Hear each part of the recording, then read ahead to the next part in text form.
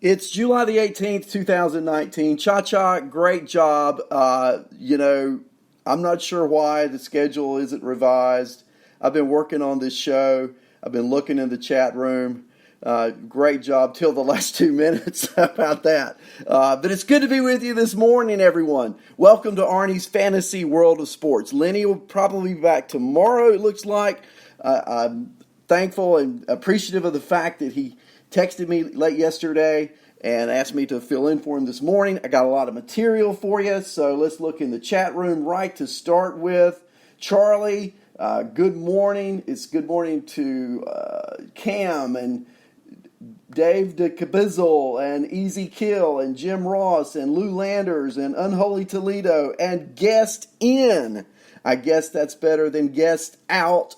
But it's good to see you guys in the chat room this morning. I'll be looking in as we go through the standings and the players and the injuries and the trades and the highlights of last night. Let's talk about some highlights from last night before we do the standings and those kind of things. Chris Archer last night. Did you check him out for Pittsburgh? He had a decent night last night. I mean, come on. It's about time, right? Okay, so the Pirates lose to the Cardinals, but Chris Archer, the 30-year-old veteran, he went 6 innings last night, and wow, I mean, didn't get bombed. It was almost a miracle. Pitching last night, let's look at his line. Cardinals win the game 6-5, okay? But Archer himself in the game, 6 innings, 3 earned, 8 strikeouts. Now, he did give up a home run while he was out on the mound. He gave up a home run to O'Neill. And is that kid not on fire for St. Louis? Not Paul O'Neill, of course.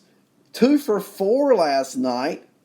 Tyler O'Neill has his average up to 314 on the season.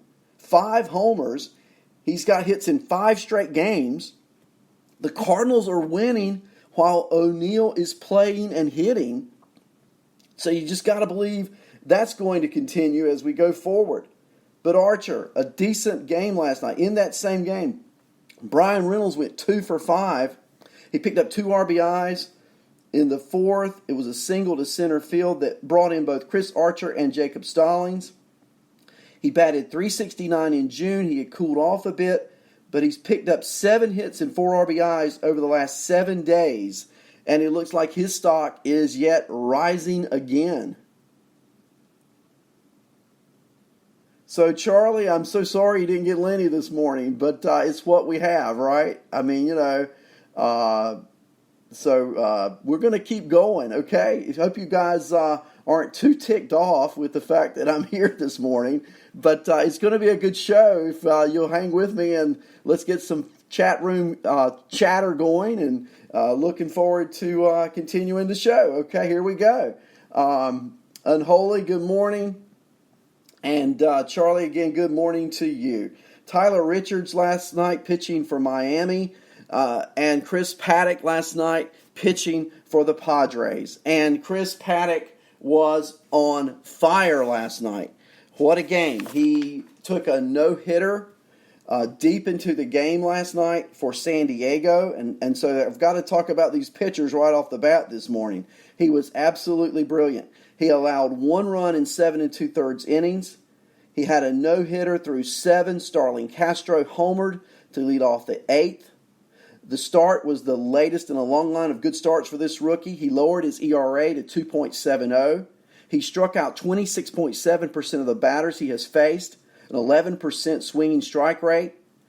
Paddock, I don't know if you guys have available in any leagues. He was on the IL there for a small stretch. Talk about limiting innings. But Paddock is a great arm when he's out there throwing, and a great win last night. Another great outing. How about Cleveland last night? Mike Clevenger. He struck out 12 Detroit Tigers, 6 innings, allowed just 1 run on 6 hits and a walk. Wow. On fire again. Pitching was the rule last night, wasn't it? Clevenger is now 3-2. His ERA 3.57. He'd been showing a few positive signs, sort of like climbing the hill slowly since coming back off the IL. It's just a sneak peek last night of what Clevenger can do. I really think Clevenger, and you look at this staff, I mean, Cleveland staff with Clevenger, with Bauer, with Bieber. I read where Kluber is getting ready, getting closer to a comeback. So Cleveland, we'll talk about the standings in a moment. They got a little closer last night. And Clevenger is going to be a big reason why that division is not over. And for fantasy purposes, we've complained about starting pitching all year long. It seems to me the most consistent team pitching is probably in Cleveland. And particularly if Clevenger continues the run that he's on. Yeah, I mean, Cyclonus, you're right. That would be awesome. I mean, they are just, if that division comes down, Cubs, Cardinals, it's going to be that way. We'll talk about that division in just a moment. So let's take a look at some more highlights from last night just real quickly. Mancini hits 2 home runs last night for the Orioles. Is he on the trade block? Sure he is. I'm surprised it hasn't happened already. Donovan Solano for San Francisco went 4 for 5 last night with 2 doubles, or yesterday afternoon, a solo home run. He has a .337 average, 2 home runs and 12 RBIs this year. He's not playing all the time and probably not fantasy relevant, but when he does get a spot start, very productive. How about Oakland yesterday? Stephen Vogt went 2 for 4 with a double and a 2-run homer. First of all, for the Giants, the A's hit about 5 home runs yesterday. Just an incredible day. Homer Bailey picks up a win in his debut. So a lot of highlights from yesterday. And now let's look at the standings. The Yankees rained out. It had threats of some really bad weather. If you guys are up north, then you know what I'm talking about. But the game between the Yankees and the Rays was postponed yesterday. There are 6 games ahead of Tampa. Doubleheader today. They start the first game at 3 o'clock. Good morning, Lenny. Hope everything is good. We've got some unruly guests this morning when you didn't show up and I did. I think Charlie is really ticked. I think Cha-Cha is really mad. But we're going to keep going, right? Phil Chappie, how about your boy O'Neill? Getting ready to do the standings, but let's talk about your boy O'Neill since you're chiming in with positive vibes this morning. Okay, here we go. Let's look. Tyler O'Neill, over his last few games, just, again, he's been the stimulus that the Cardinals have needed to get them going. His last 5 games, 2 for 4, 1 for 4, 3 for 4, 2 for 4, 2 for 4. That's 20 at-bats. That's 11 hits. That's a .550 average over his last 5 games. 4 home runs. 11 RBIs. I told you earlier, his average is up to .314.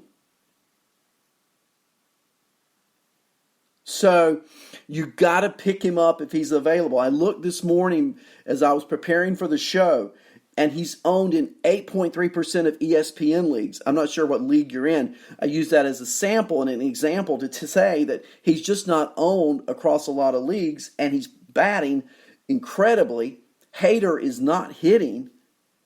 I looked, he was around 205. So even when Osuna comes back, don't you see this kid, if he continues, he's not going to hit .550. Okay, he's not going to hit .550. But he's going to hit. He has 40 home run potential. And so here we go. Cardinals making a run. O'Neill, a big part of that. Good morning, Beach Bum. How are we doing? You think it's sustainable, Chappie? You think .550 from Tyler O'Neill is sustainable? What do you think, Charlie? What are you thinking? Lou, what are you thinking? You think O'Neill is here to stay? I think he probably is. And if the Cardinals continue to win and move up in the standings, they got to play the hot hand. Unholy, you picked him up. Great surprise. Great surprise. Going back to the American League, the Yankees and Rays play a doubleheader. They start at 3 o'clock today. These are huge games. The Yankees lead the Rays by 6 in the American League East. They start at 3 o'clock. In my understanding, they're just going to keep playing until they play 2 games. I mean, like a 30-minute, 45-minute break after game 1. It's a single admission gate today. So, big games. Doubleheader. We'll talk about the pitching later. Boston, 9.5 out. Win at Toronto, 5-4. Playing the Blue Jays again at home today. In the Central, I told you it's getting tighter. The Twins lost to the Mets. And not only did they lose to the Mets, they were absolutely shellacked by the Mets at home. Do you think or do you feel the noose getting a little tighter around the Twins' neck? A little choke action going on there? Here's the thing. Look at what happened last night. The Twins. Garver led off, went 2 for 3. Cruz went 1 for 4. He did hit his 18th home run off Jason Vargas. Garver hit his 15th home run off Vargas. But after that, there's not a lot to talk about.